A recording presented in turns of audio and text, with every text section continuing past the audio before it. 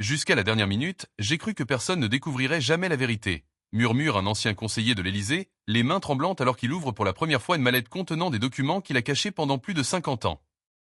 Des contrats signés en secret, des virements bancaires vers des comptes numérotés, des lettres manuscrites de Georges Pompidou adressées directement à la famille Rothschild. Cet homme a travaillé dans l'ombre du pouvoir de 1969 à 1974. Il a vu ce que les Français n'auraient jamais dû voir. Il a entendu des conversations qui auraient dû rester enterrées à jamais.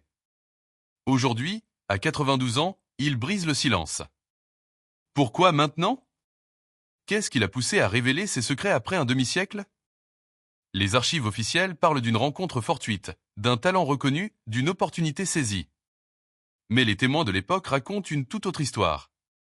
Un ancien employé de la banque Rothschild, qui a requis l'anonymat par peur des représailles même aujourd'hui, se souvient parfaitement du jour où Pompidou est arrivé rue Laffitte. Nous étions tous stupéfaits. Cet homme ne connaissait rien à la finance, rien au marché, rien aux opérations bancaires internationales. Et pourtant, Guy de Rothschild lui-même l'a présenté comme le nouveau directeur général. Pas un directeur adjoint, pas un conseiller. Le directeur général. Les employés chuchotaient dans les couloirs. Certains parlaient d'une dette que les Rothschild devaient rembourser. D'autres évoquaient un service rendu dans l'ombre, quelque chose de si important que la famille avait décidé de placer Pompidou au cœur de leur empire financier. Mais quel service un professeur de lettres pouvait-il bien rendre à la dynastie bancaire la plus influente du monde? La réponse se trouve dans les archives du cabinet du général de Gaulle. Depuis 1944, Pompidou travaillait discrètement comme chargé de mission auprès du général. Officiellement, il rédigeait des discours et des notes de synthèse. Officieusement, il servait d'intermédiaire entre de Gaulle et certains cercles financiers qui préféraient rester dans l'ombre. Les Rothschild avaient besoin d'un accès direct au pouvoir politique. De Gaulle avait besoin de financement discret pour ses projets. Pompidou était l'homme parfait pour faire le lien. Intelligent, discret, loyal et surtout, suffisamment éloigné du monde des affaires pour ne pas éveiller les soupçons. Pendant 10 ans, de 1944 à 1954, il a tissé ces liens invisibles. Et quand le moment est venu, les Rothschild ont récompensé leur intermédiaire en lui offrant bien plus qu'un simple poste. Ils lui ont donné les clés de leur royaume. Mais que faisait exactement Pompidou à la banque Rothschild? Les rapports annuels de l'établissement parlent de restructuration, de fusion, d'investissement stratégique. Des termes vagues qui cachent une réalité bien plus trouble. Un ancien trader de la banque, aujourd'hui retraité en Suisse, accepte de parler à condition que son identité reste protégée. Pompidou ne s'occupait pas des opérations courantes. Il avait un bureau à part, au dernier étage, où seuls quelques initiés pouvaient entrer. C'est là qu'il recevait des ministres, des industriels, des hommes politiques de toute l'Europe. Ces réunions n'apparaissaient dans aucun agenda officiel. Aucun compte-rendu n'était rédigé. Aucune trace écrite ne subsistait. Pourtant, dans les jours qui suivaient ces rencontres mystérieuses, des contrats publics étaient signés, des entreprises changeaient de main, des lois étaient modifiées au Parlement.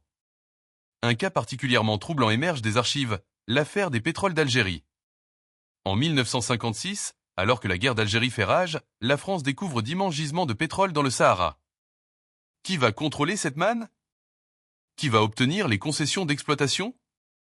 Les grandes compagnies pétrolières internationales se battent pour obtenir leur part.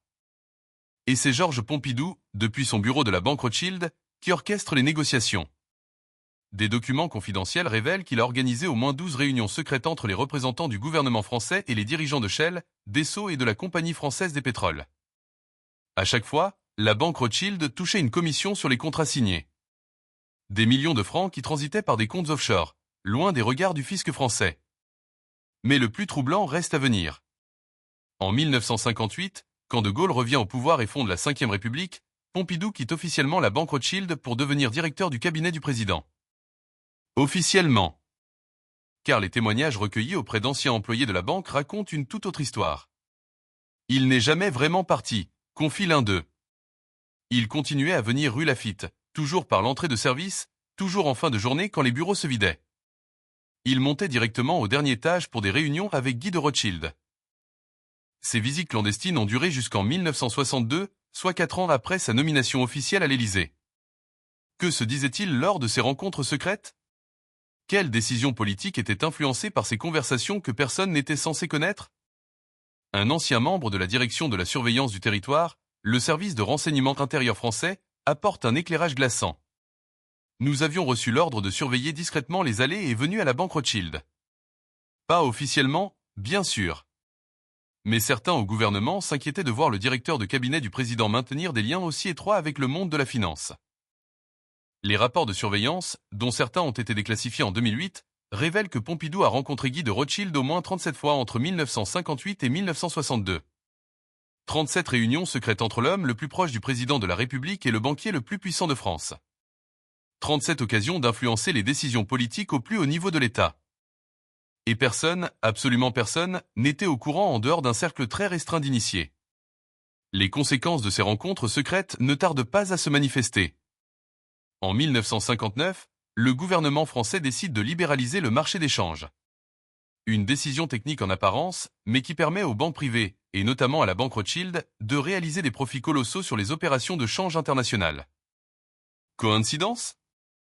En 1960, une nouvelle loi bancaire est votée, autorisant les établissements financiers à diversifier leurs activités et à investir dans l'industrie. Qui profite le plus de cette réforme ?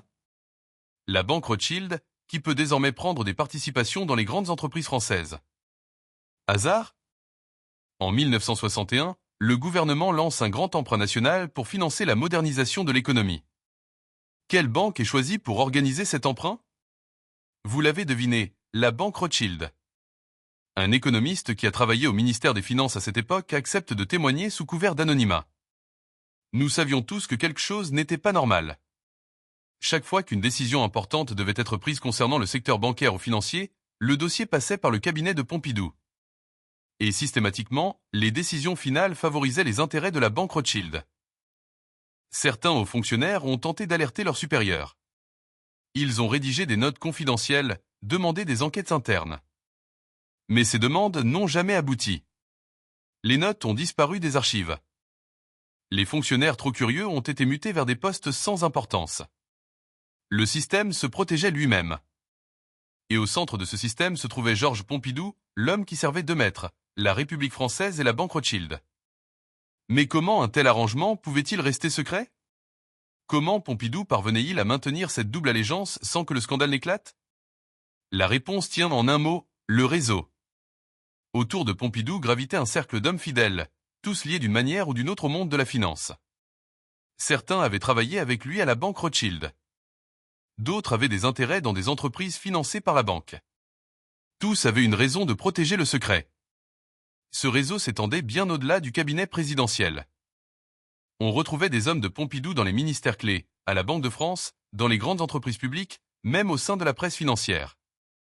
Un véritable État dans l'État, invisible mais omniprésent, qui veillait à ce que les intérêts de la banque Rothschild soient toujours protégés. Un journaliste économique qui couvrait l'actualité financière dans les années 60 se souvient d'une époque où certains sujets étaient tout simplement tabous.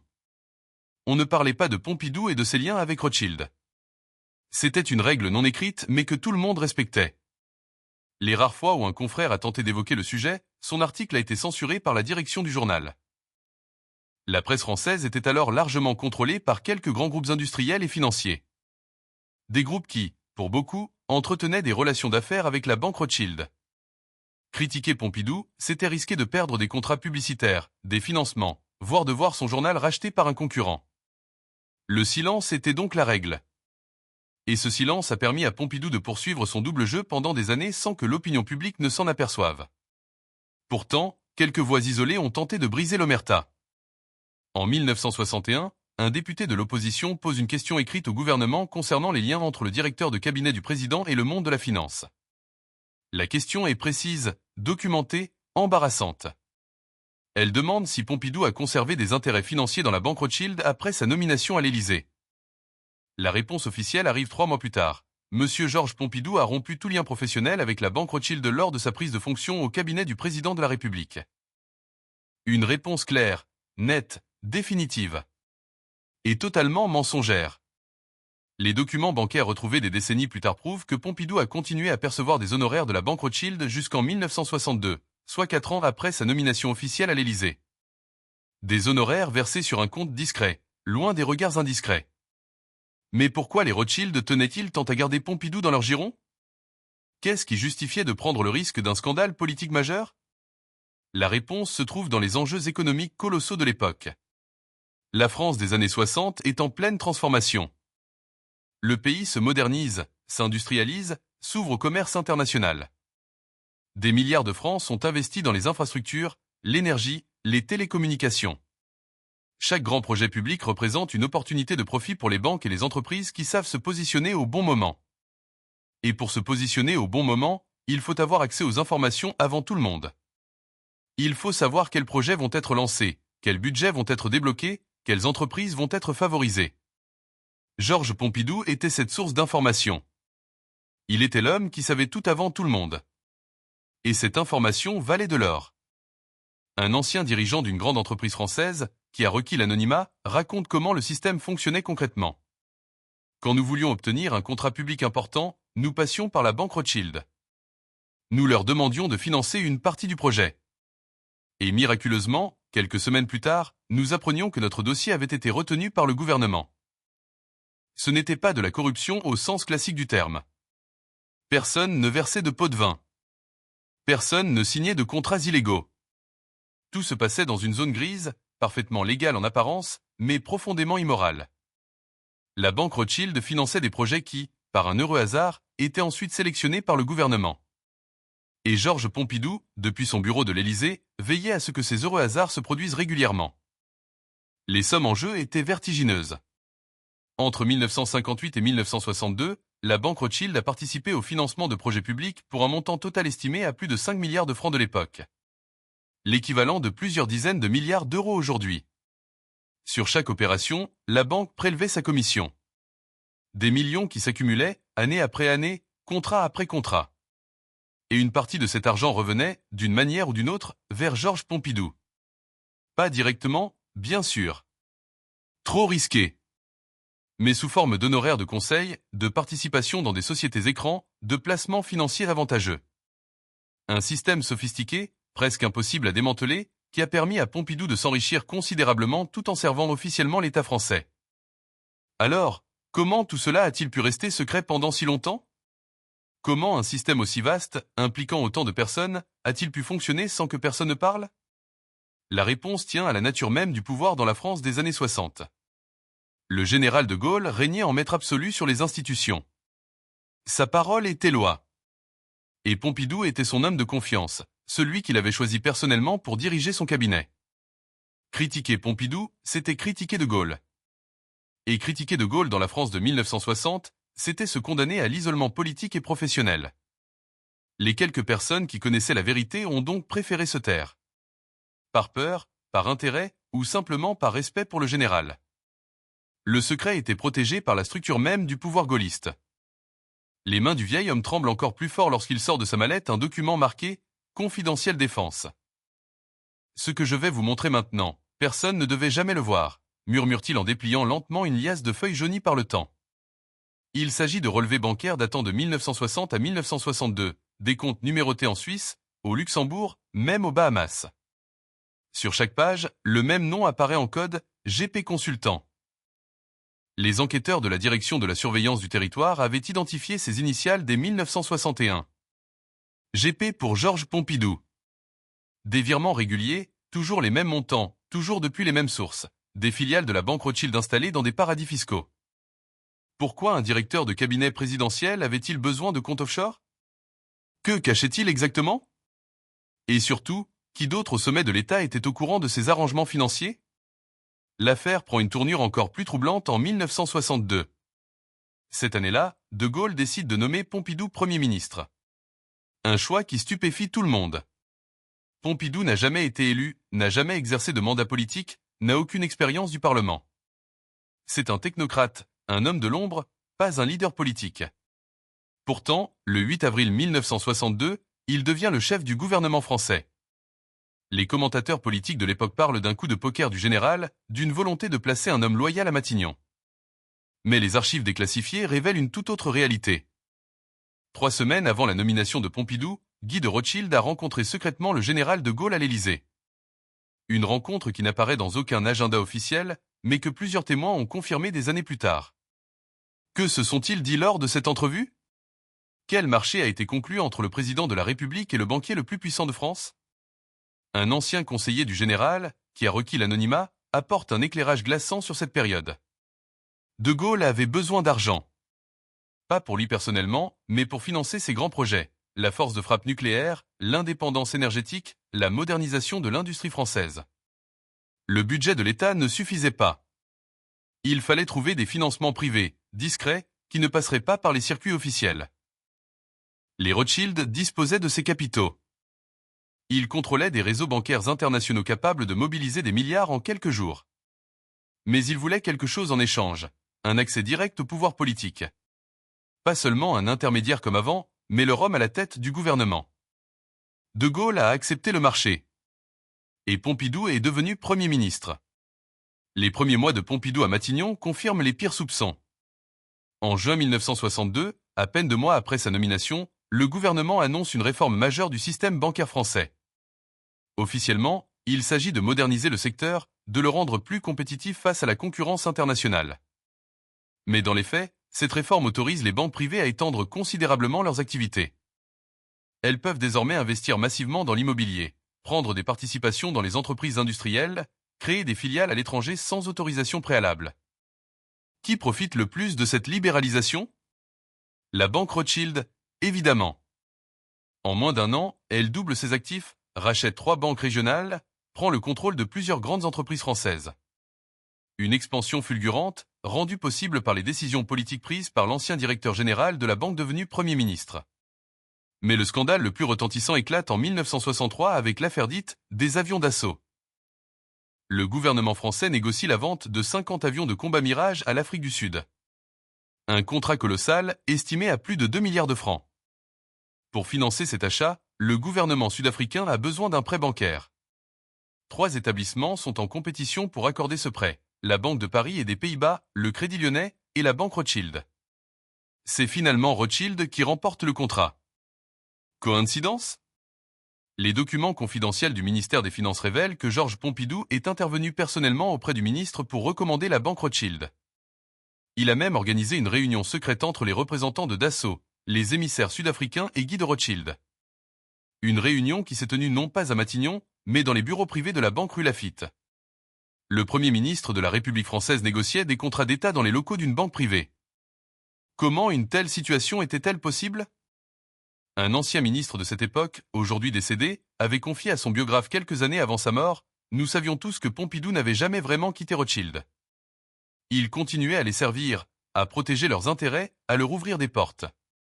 Mais personne n'osait en parler. De Gaulle le couvrait. Et sans le soutien du général, nous n'étions rien. » Cette omerta au sommet de l'État a permis à Pompidou de poursuivre son double jeu pendant des années. Il présidait le Conseil des ministres le matin et rencontrait les dirigeants de Rothschild l'après-midi. Il défendait l'intérêt général à l'Assemblée nationale et négociait des commissions privées dans les salons feutrés de la banque. 2 vies parallèles, 2 loyautés contradictoires, un seul homme au centre de tout. Les archives de la Direction de la surveillance du territoire contiennent un rapport explosif daté de novembre 1963. Les services de renseignement avaient placé sur écoute plusieurs lignes téléphoniques de la banque Rothschild. Officiellement pour surveiller d'éventuelles fuites d'informations sensibles vers des puissances étrangères. Mais les conversations enregistrées révèlent quelque chose de bien plus grave. On y entend Guy de Rothschild discuter avec ses associés de décisions gouvernementales qui n'ont pas encore été annoncées publiquement. Il connaît le contenu de projets de loi avant même qu'il ne soit présenté au Conseil des ministres. Il sait quelles entreprises vont recevoir des commandes publiques, quels secteurs vont être libéralisés, quelles réglementations vont être assouplies. D'où tient-il ces informations? La réponse est évidente, de Georges Pompidou lui-même. Le Premier ministre continuait à informer ses anciens employeurs de tout ce qui se décidait au sommet de l'État.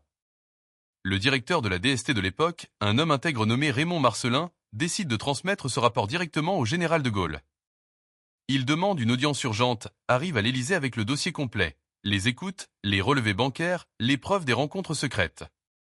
Il expose les faits pendant plus d'1 heure. De Gaulle l'écoute en silence, le visage fermé. Puis, quand Marcellin a terminé, le général se lève, marche jusqu'à la fenêtre, regarde longuement les jardins de l'Élysée. Et il prononce cette phrase que Marcellin n'oubliera jamais: « La France a besoin de Pompidou. Et Pompidou a besoin de Rothschild. » C'est ainsi. Pas de sanctions. Pas d'enquête. Pas même une remontrance. De Gaulle savait tout. Et il avait choisi de fermer les yeux. Pourquoi? Que devait-il aux Rothschild pour protéger ainsi un Premier ministre compromis? La réponse se trouve dans les archives secrètes du ministère de la Défense, déclassifiées seulement en 2015. Entre 1960 et 1966, la France a développé sa force de frappe nucléaire indépendante. Un projet pharaonique qui a coûté des dizaines de milliards de francs. L'argent public ne suffisait pas. Le gouvernement a dû emprunter massivement. Mais auprès de qui? Les banques américaines refusaient de financer un projet qui visait précisément à rendre la France indépendante de Washington. Les banques britanniques suivaient la ligne américaine. Restaient les banques françaises. Et parmi elles, une seule avait les reins assez solides pour prêter des sommes aussi colossales, la banque Rothschild. Entre 1960 et 1966, Rothschild a prêté plus de 8 milliards de francs à l'État français pour financer le programme nucléaire. Sans ces prêts, la force de frappe n'aurait jamais vu le jour. De Gaulle le savait. Il devait sa politique d'indépendance nationale aux Rothschild. Et en échange, il leur avait donné Pompidou. Mais l'histoire ne s'arrête pas là. En mai 1968, la France est paralysée par la plus grande grève générale de son histoire. 10 millions de travailleurs dans les rues, les usines occupées, le pays au bord de l'insurrection. De Gaulle semble dépassé par les événements. C'est Pompidou qui prend les choses en main. Il négocie avec les syndicats, trouve un compromis, met fin à la crise. Les accords de Grenelle, signés le 27 mai 1968, sont son œuvre. Il sauve le régime. Il sauve De Gaulle. Et il devient, aux yeux de beaucoup, le véritable homme fort du pays. Mais ce que personne ne sait à l'époque, c'est que pendant toute la durée de la crise, Pompidou a continué à rencontrer secrètement Guy de Rothschild. Les relevés de la sécurité présidentielle montrent qu'il s'est rendu au moins 4 fois rue Laffitte entre le 3 et le 27 mai. Que faisait le Premier ministre dans une banque privée alors que le pays était au bord de l'effondrement? Que se disait-il pendant que Paris brûlait? Un ancien syndicaliste de la CGT, qui a participé aux négociations de Grenelle, apporte un témoignage troublant. Nous avions l'impression que Pompidou savait toujours ce que nous allions demander avant même que nous le formulions. Il anticipait nos revendications, préparait ses contre-propositions à l'avance. C'était troublant. Comment pouvait-il être aussi bien informé? La réponse se trouve dans les archives de la banque Rothschild. Pendant la crise de mai 68, la banque a financé discrètement plusieurs syndicats réformistes, ceux qui étaient favorables à la négociation plutôt qu'à la révolution. Ces syndicats transmettaient à la banque les informations sur les positions des autres organisations syndicales. Et la banque transmettait ces informations à Pompidou. Un système d'espionnage parfaitement huilé qui a permis au Premier ministre de garder toujours une longueur d'avance pendant les négociations. Les accords de Grenelle n'étaient pas le fruit d'un compromis équilibré, mais d'une manipulation orchestrée depuis les bureaux de la banque Rothschild. Après mai 68, Pompidou est au sommet de sa gloire. Il a sauvé le régime, restauré l'ordre, prouvé sa capacité à gérer les crises. De Gaulle, vieillissant et affaibli, commence à apparaître comme un homme du passé. Pompidou, lui, incarne la modernité, le pragmatisme, l'efficacité. Les sondages le donnent largement favori pour succéder au général. Mais en juillet 1968, coup de théâtre, De Gaulle limoge Pompidou. Officiellement pour divergence de vues sur la politique économique. En réalité, le général a découvert quelque chose. Un document, un témoignage, une preuve que même lui ne peut plus ignorer. Les historiens débattent encore aujourd'hui de ce qui a provoqué cette rupture brutale. Mais un élément nouveau, révélé par les archives déclassifiées en 2019, apporte un éclairage saisissant. En juin 1968, un mois après la fin de la crise, un haut fonctionnaire du ministère des Finances a remis à De Gaulle un rapport confidentiel sur les mouvements de capitaux pendant les événements de mai. Ce rapport révèle que plusieurs milliards de francs ont quitté la France pendant la crise, transférés vers des comptes en Suisse et au Luxembourg.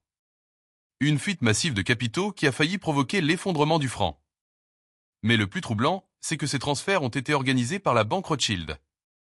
Et qu'ils ont commencé dès le 2 mai, soit avant même le début des grandes manifestations. Comment la banque pouvait-elle savoir qu'une crise majeure allait éclater? Qui l'avait prévenu? Le rapport du haut fonctionnaire pose la question explicitement. Il est troublant de constater que la banque Rothschild a anticipé les événements avec une précision qui suggère qu'elle disposait d'informations privilégiées sur l'évolution de la situation politique. De Gaulle a lu ce rapport. Et il a compris. Pompidou avait prévenu Rothschild.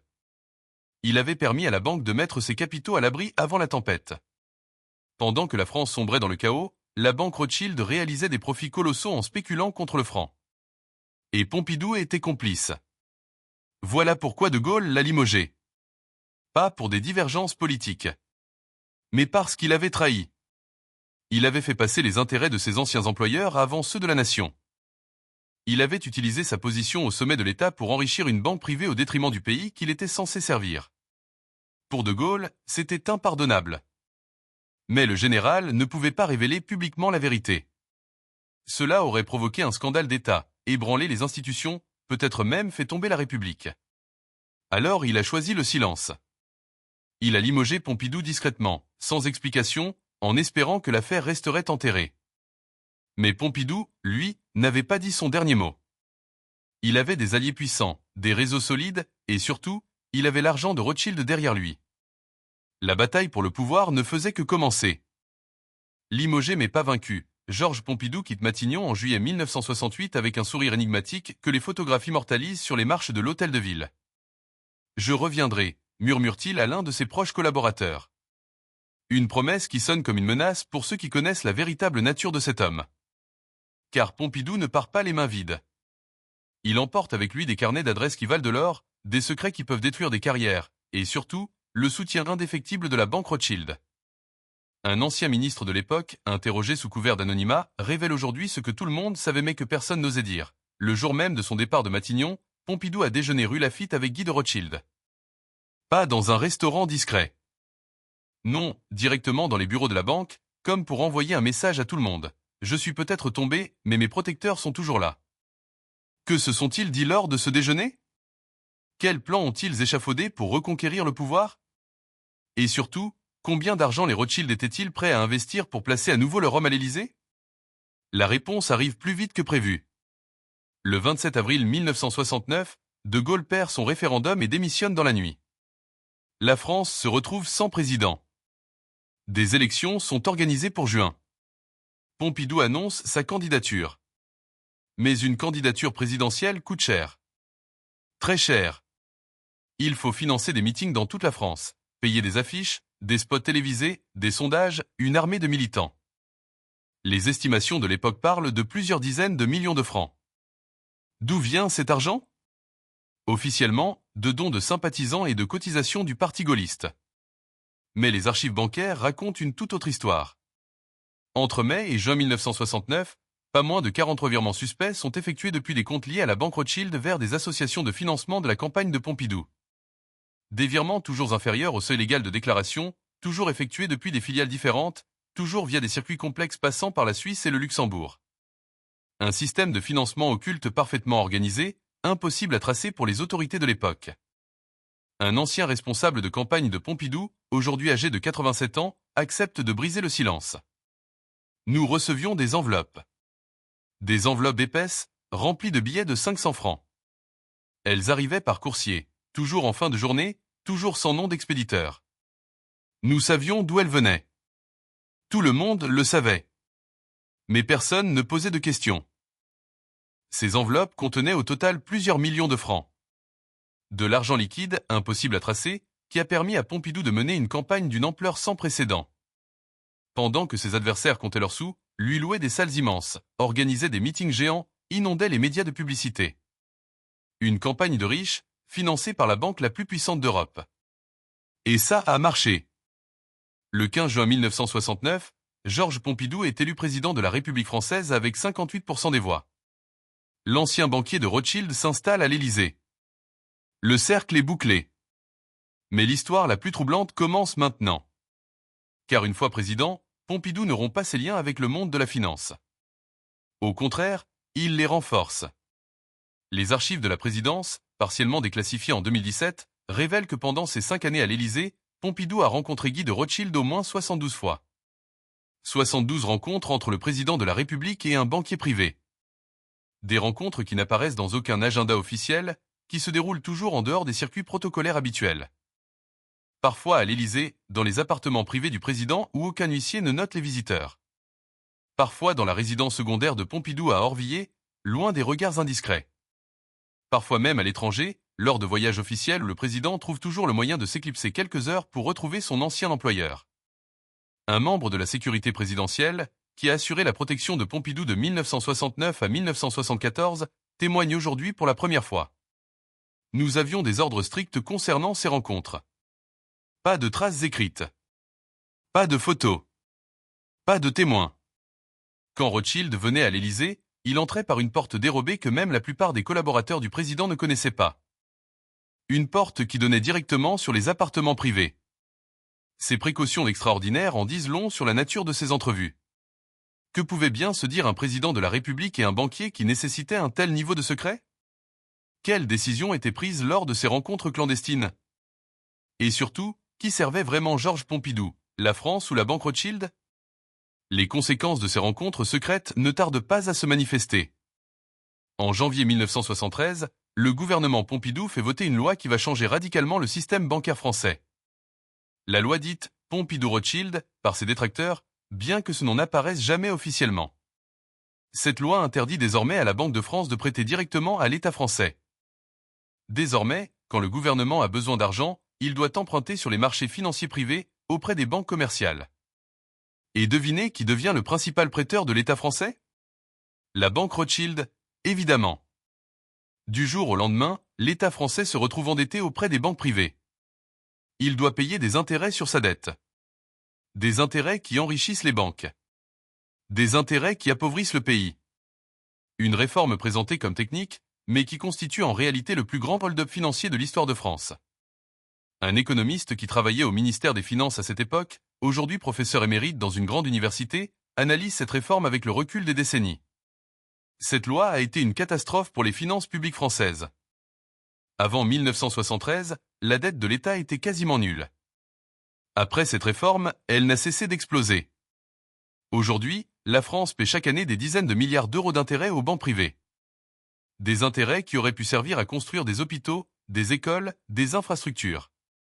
Mais qui a profité de cette réforme? Les banques, et en premier lieu la banque Rothschild. Entre 1973 et 1974, elle a prêté plus de 15 milliards de francs à l'État français. Avec des taux d'intérêt qui ont généré des profits colossaux. L'ancien employé était devenu président. Et il continuait à servir fidèlement ses anciens maîtres. Mais le scandale le plus retentissant du quinquennat Pompidou éclate en 1972 avec ce qu'on appellera plus tard l'affaire Markovitch. Officiellement, il s'agit d'un simple fait divers, le meurtre d'un garde du corps yougoslave retrouvé mort dans une décharge publique. Mais très vite, l'enquête révèle des ramifications qui montent jusqu'au sommet de l'État. Des photos compromettantes circulent, impliquant des personnalités proches du pouvoir dans des soirées privées pour le moins sulfureuses. Et au centre de cette affaire, un nom revient sans cesse, Georges Pompidou. Pas directement impliqué dans le meurtre, bien sûr. Mais les enquêteurs découvrent que plusieurs des personnes présentes lors de ces soirées étaient des employés de la banque Rothschild. Des soirées organisées dans des appartements financés par des sociétés écrans liées à la banque. Des soirées où se mélangeaient politique, affaires et plaisirs inavouables. Un ancien inspecteur de police judiciaire, qui a travaillé sur l'affaire Markovitch, révèle aujourd'hui ce que les rapports officiels ont soigneusement occulté. Nous avions des preuves que ces soirées servaient à autre chose qu'au simple divertissement. C'étaient des lieux où se nouaient des accords financiers, où se négociaient des contrats, où s'échangeaient des informations confidentielles. Des hommes politiques, des industriels, des banquiers se retrouvaient dans ces appartements discrets. Ils buvaient, ils riaient, ils profitaient des plaisirs offerts. Et pendant ce temps, ils discutaient affaires. Ils décidaient qui allait obtenir quel contrat public. Ils fixaient les prix des marchés. Ils se partageaient les profits. Un système de corruption sophistiqué, camouflé derrière des soirées mondaines, protégé par le secret et l'omerta. Et au centre de ce système, toujours la même institution, la banque Rothschild. L'enquête sur l'affaire Markovitch est brutalement stoppée en mars 1972. Le juge d'instruction reçoit l'ordre de classer le dossier. Les témoins clés se rétractent soudainement. Les preuves disparaissent mystérieusement des scellés. Un ancien magistrat, aujourd'hui à la retraite, confie sous couvert d'anonymat « Nous avons reçu des pressions énormes pour abandonner cette enquête. » Des pressions qui venaient de très haut. On nous a fait comprendre que si nous continuions à creuser, nos carrières seraient terminées. Qui a donné l'ordre d'enterrer l'affaire? Les archives présidentielles restent muettes sur ce point. Mais plusieurs témoignages concordants désignent l'Élysée. Georges Pompidou lui-même serait intervenu pour protéger ses amis, ses relations, son réseau. pour protéger, en définitive, le système qu'il avait porté au pouvoir. Pendant ce temps, la santé du président se dégrade. Dès 1973, des rumeurs circulent sur une maladie grave. Pompidou apparaît de plus en plus bouffi lors des cérémonies officielles, conséquence des traitements à la cortisone qu'il reçoit en secret. Mais le secret médical est jalousement gardé. Les Français ne doivent rien savoir. Le président continue à exercer ses fonctions, même quand il peut à peine marcher, même quand la douleur le fait grimacer devant les caméras. Pourquoi cette obstination à rester au pouvoir malgré la maladie? Un ancien médecin de l'Élysée, qui a soigné Pompidou dans ces derniers mois, apporte une explication troublante. Il me disait qu'il devait tenir jusqu'à la fin de son mandat. Qu'il avait des engagements à honorer. Des promesses à tenir. Des promesses à qui? À la France? Ou à ceux qu'il avait placés à l'Élysée?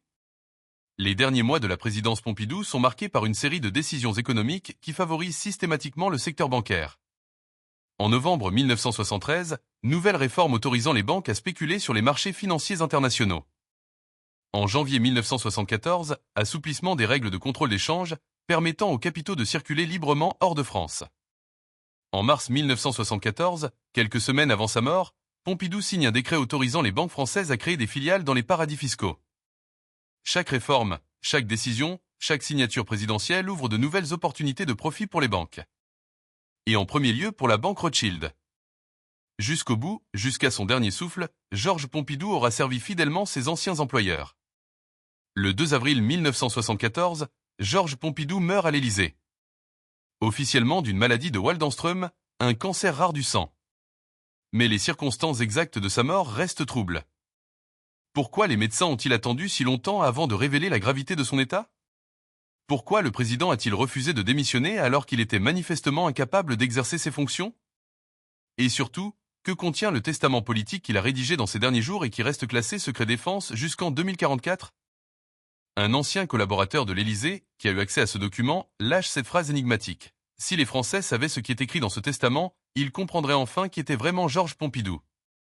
Et pour qui il a vraiment travaillé pendant toutes ces années.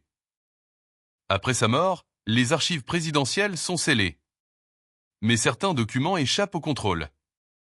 Des notes manuscrites, des relevés bancaires, des lettres personnelles. Des pièces qui, mises bout à bout, dessinent le portrait d'un homme qui a vécu une double vie pendant plus de 20 ans. Professeur et banquier. Serviteur de l'État et employé de Rothschild. Président de la République et homme lige d'une dynastie financière. Un homme qui a utilisé chaque poste qu'il a occupé pour servir les intérêts de ceux qui l'avaient placé là. Un homme qui a trahi la confiance du peuple français pour enrichir une poignée de banquiers. Un homme qui, jusqu'à son dernier jour, n'a jamais vraiment choisi entre la France et Rothschild. Ou plutôt, qui a toujours fait le même choix. Les conséquences de la présidence Pompidou se font sentir encore aujourd'hui. La loi de 1973 sur la dette publique n'a jamais été abrogée. L'État français continue à emprunter auprès des banques privées. La dette continue à exploser. Les intérêts continuent à enrichir les banques. Un système mis en place il y a plus de 50 ans par un ancien employé de Rothschild devenu président. Un système qui a coûté des centaines de milliards d'euros aux contribuables français. Un système qui profite toujours aux mêmes. Alors, Georges Pompidou était-il un grand président modernisateur comme le prétendent ses hagiographes? Ou était-il simplement l'homme de Rothschild à l'Élysée, placé là pour servir les intérêts d'une banque privée au détriment de l'intérêt général? Les documents que nous avons consultés penchent clairement pour la seconde hypothèse. Mais le débat reste ouvert. Et il le restera tant que toutes les archives n'auront pas été déclassifiées. Aujourd'hui, dans les coffres de la banque Rothschild, dorment encore des documents sur Georges Pompidou. Des contrats, des accords, des preuves de transactions qui n'ont jamais été révélées.